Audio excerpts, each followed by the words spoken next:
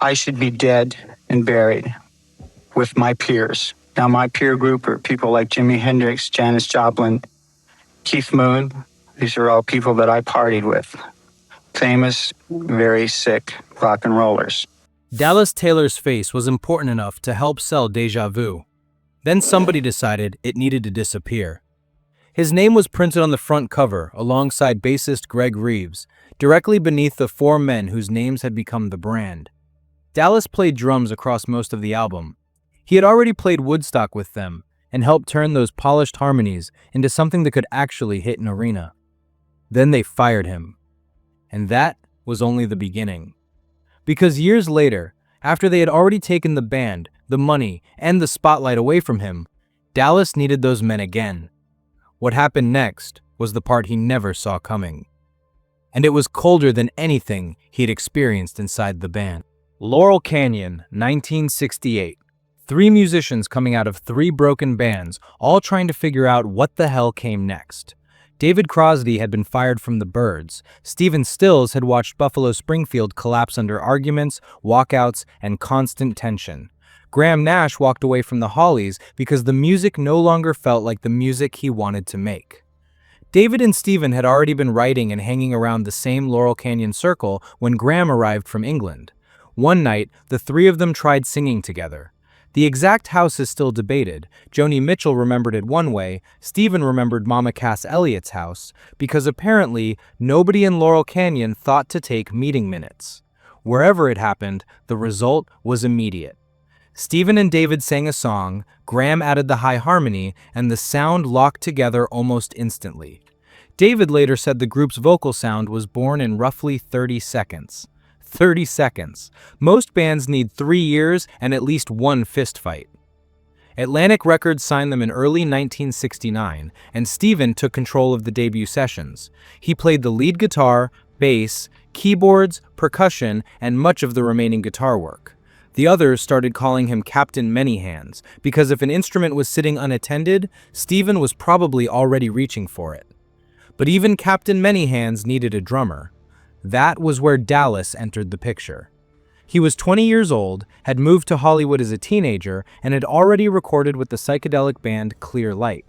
On the debut album, Dallas handled the drums on 5 songs, including Sweet Judy Blue Eyes, Wooden Ships, and Long Time Gone. He was not literally the only outside musician on the record. Jim Gordon played drums on Marrakesh Express, and Cass Elliot added backing vocals to Pre-Road Downs.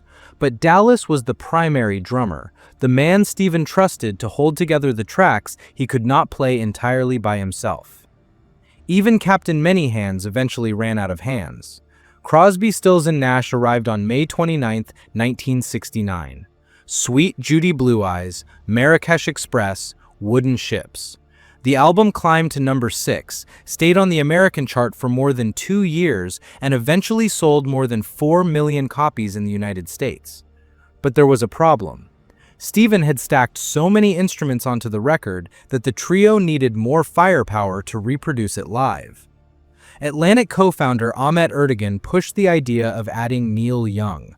Graham resisted at first because the 3 voices already had their own identity, but he also understood that Stephen needed another guitarist capable of challenging him, because apparently putting one fiercely competitive former Buffalo Springfield guitarist on stage was not dangerous enough. Neil already had 2 solo albums behind him and a reputation for doing whatever Neil felt like doing.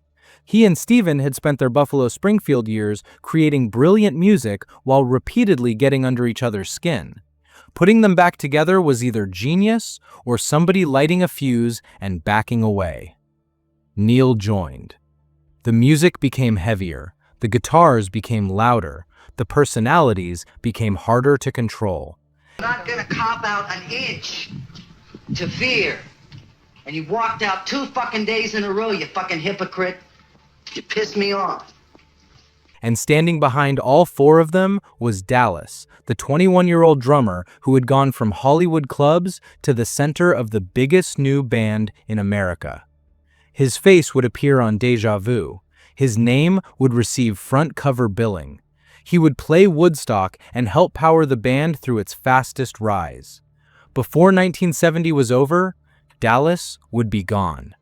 Remember that, because getting fired was not the coldest thing they would eventually do to him. The second public gig CSNY ever plays is Woodstock. Not their 50th, their second.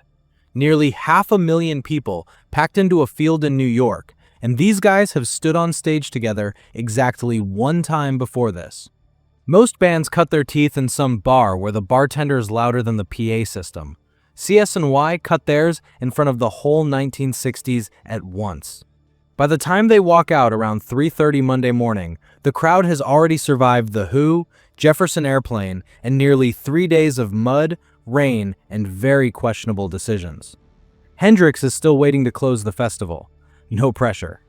Dallas sits down behind the kit for the electric portion, joining Greg on bass as they tear through songs including Pre-Road Downs, Sea of Madness, and Wooden Ships. The full performance lasts roughly 90 minutes, split between acoustic and electric sets. Steven tells the crowd, "This is the second time we've ever played in front of people, man. We're scared shitless." You would never know it from the recording. That fall, they locked themselves inside the studio to make Déjà Vu. Steven later said the album consumed around 800 hours of studio time. 4 songwriters, 4 competing visions, and enough ego to power the entire building. Honestly, 800 hours might have been them behaving. When the record is finally finished, Dallas has played drums across most of it. March 11th, 1970, Déjà Vu arrives, reaches number 1, and eventually sells more than 8 million copies. Right there on the front cover, beneath the group's name, are Dallas and Greg. Dallas's name is printed on one of the biggest albums of the era. Roughly 2 months later, he is thrown out. Here is how Dallas learns the decision has been made.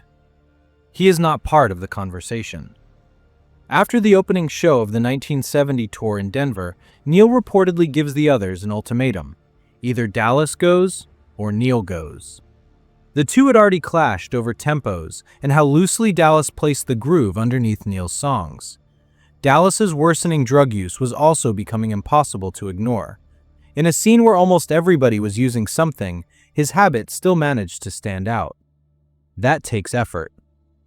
Dallas later claimed there were personal issues behind Neil's demand as well, but whatever the complete reason, the decision stands. Steven, David, and Graham continue without him, and John Barbeta takes over the drum seat. Just like that, the drummer pictured and credited on Déjà Vu is gone.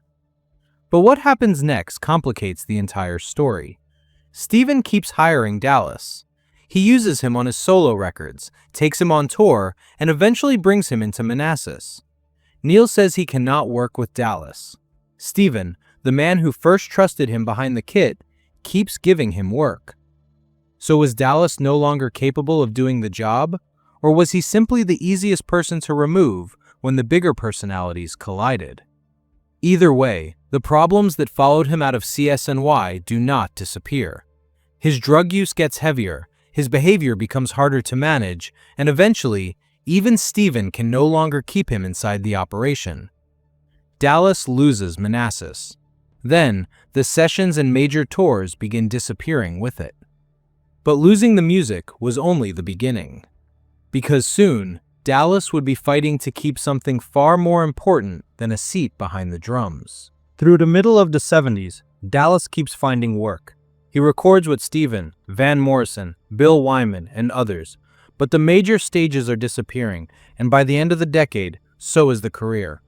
Still in his 20s, nearly broke in Hollywood, Dallas is a long way from the kid who played Woodstock.